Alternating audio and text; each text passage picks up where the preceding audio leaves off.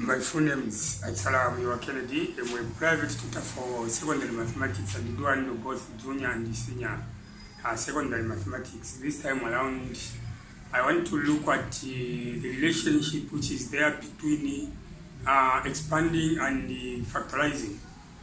You find that expanding and factorizing, one is the reverse of the other. Any problem that can be expanded can be reversed by factorizing, or the other way around. Any question that can be factorized can be reversed by expanding. And what does the word factorize mean? The word factorize comes from the word factor.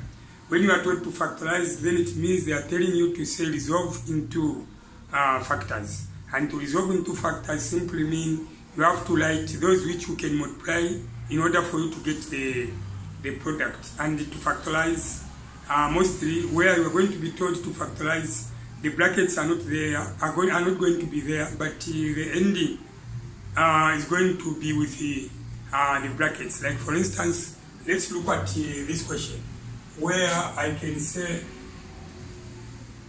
let's look at this question where I can say expand. Expand. To expand simply means to distribute.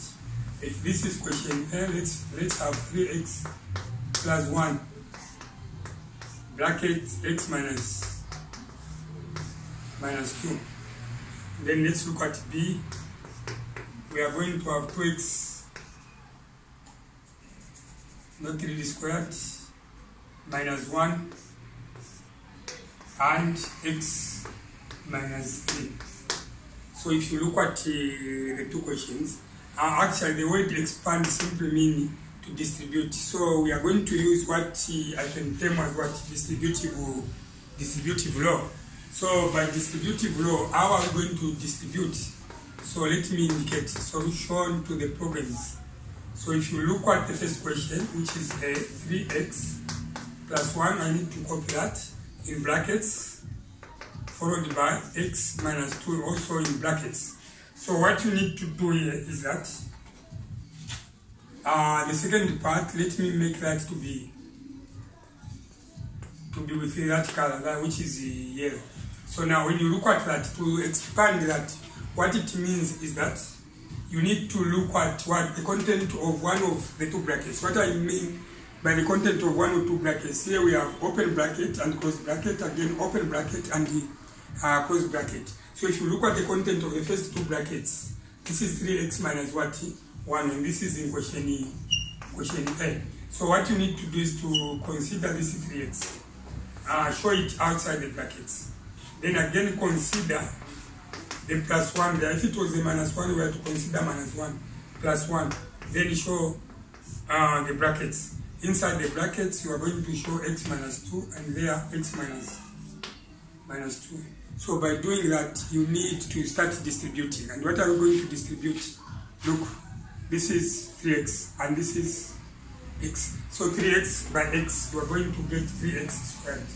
Mind you, x multiplied by x, according to the rules of indices, there is a power 1 there and power 1, which is silent or which cannot be seen by naked eyes. When you multiply x by x, then it means that you maintain x but add the two powers. So 3x by x, it is 3x squared. Then positive times negative, it's negative. So 3x times 2, or positive 3x times negative 2x, you get negative 6x. Then positive 1 multiplied by x, this is plus x. Positive 1 multiplied by negative 2, you get negative 2. There we go. From there, look at this. We only have one term with x to the power 2. This is x to the power 2. Look at this, negative 6 plus 1. So it is like negative 6 plus 1, which is 1 minus 6. 1 minus 6, primary mathematics, you could say it can't. But secondary mathematics, it is this 6 to subtract that, which is going to be 5. But the answer to carry the negative sign, because the 6 is the one subtracting 1. So it is the same thing even there. Negative 1 and 6. It is just a matter of arrangement. Negative 6, then positive 1. Positive 1, negative 6. So if two numbers carry different signs, the idea is that one is going to subtract the other. It is 6 which is going to subtract 1, and you get a 5. So this 5 should carry the negative sign because this negative 6 is seen to be the number with bigger absolute value. When I say absolute value, what I mean is that on the number line, if this is 0, then somewhere there we have a negative 6, and somewhere there we have a positive 1. So now, the distance away from a number to where a number is called absolute distance. So this is positive 1 is an absolute value, because away from 0, that is the distance. And again, this negative 6, this distance is an absolute value again. So now, when you look at the two numbers, negative 6 and positive 1, one has a bigger absolute value than the other. So in a case where you are to match a negative number and a positive number, and the brackets are not there, this can fall under addition and subtraction. All you need to do is to compare negative and positive. It doesn't matter which one is written first, just subtract. So 6 minus 1 is 5, which is a negative 5. Negative 5 in the sense that this is seen to have a bigger absolute value when you compare negative 6 and positive 1. I'm sure that is seen, and at the same time, it is well understood. I'm sure that is seen, and at the same time, I'm sure the viewer out there have understood how to go about that. So without wasting time, this is 3x squared negative 6 plus negative 6x plus x. This is going to be negative 5x, then minus 2. Just like that, the problem is solved. This is how this problem can be solved. That is how this problem can be worked out. So without wasting much of your time, let's take time to look at the second question. How do we handle the second question? And what is this second question like? How do we handle the second question, which is question B? With question B, we have 2x minus 1, 2x minus 1 in brackets, and again we have x minus what? 3 in brackets. I'm sure that is seen in brackets like that. So what are we going to do? The process is explained. So when you look at this 2x is going to be seen outside the brackets like that. Open and close. Then we have minus 1, this is minus 1.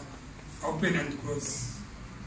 So inside the two brackets, according to what I have explained, this is x minus 3, again x minus 3. If you want, you can remove this x minus 3 outside the bracket, x there and minus 3 there. If you do that, then it means this which is in the first two brackets, 2x minus 1 is the one which is going to be in the brackets. Is still, if you simplify that properly, the answers for the two are going to be the same. So without wasting time, 2x times 2x multiplied by x, you get 2x squared. 2x multiplied by negative 3, you get negative 6x. Negative 1 by x, you get negative x. Then negative 1 by negative 3, you get positive. Remind you, negative times negative is positive. So here is another situation. The situation is that we have negative 6 and negative 1. When you have a negative 6 and a negative 1, this time around there is nothing like one number is negative, the other one is positive. So what you are going to do there is to add. There are no brackets. So you add negative 1, negative 6. This is going to be 1 plus 1, 6 plus 1, you get what? A 7. So this is negative 7. So this is 2x squared negative 7x plus 3. Like that. Just like that, this is how this problem can be solved. So I'm sure you have to work on that. A situation where you have a negative number and a negative number, and the brackets are not there. The idea is to do what? To add the two and maintain the sign, because negative 1, negative 6, negative 1, you get negative 7. You know, even if they change to say negative 1, negative 6, is still the answer is going to be negative 7. You can only subtract if numbers carry different signs. I'm sure that is understood. So now, upon expanding the first problem, this one, we have arrived at expanding this, we have arrived at that. And again, expanding that, we have arrived at that. So this which we have done is expanding, which is called what?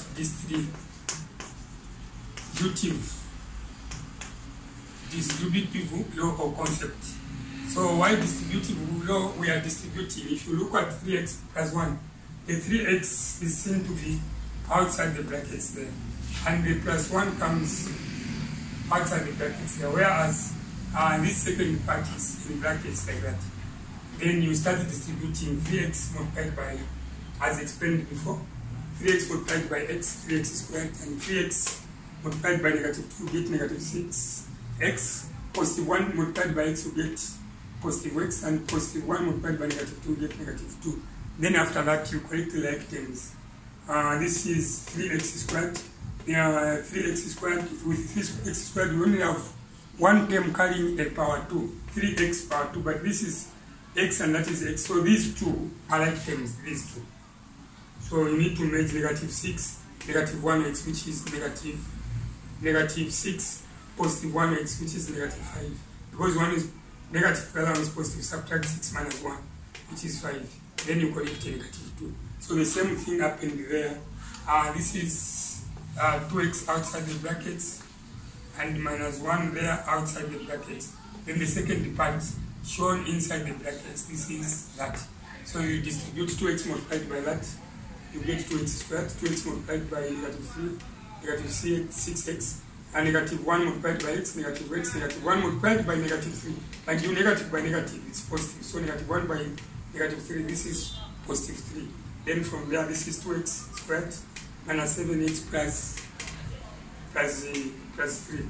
I'm sure if you are out there, you are able to follow my steps. Even without asking me questions, you can be able to handle such a problem. So without wasting much of your time, this is part 1, which is all about what expanding. To expand simply means to distribute. Now, the reverse to what we have done can be what? Factorize. So in part 2, I'm going to look at factorizing, and actually what we are going to factorize is this ending and that ending, and see how we are going to get back to that. I'm sure watching that video CD or that video clip, learning has taken place. So if you are kind of a person who used to find difficulties or problems in handling that, watching that, I'm sure that failing is going to remain what history. Thank you very much for watching that video or clip.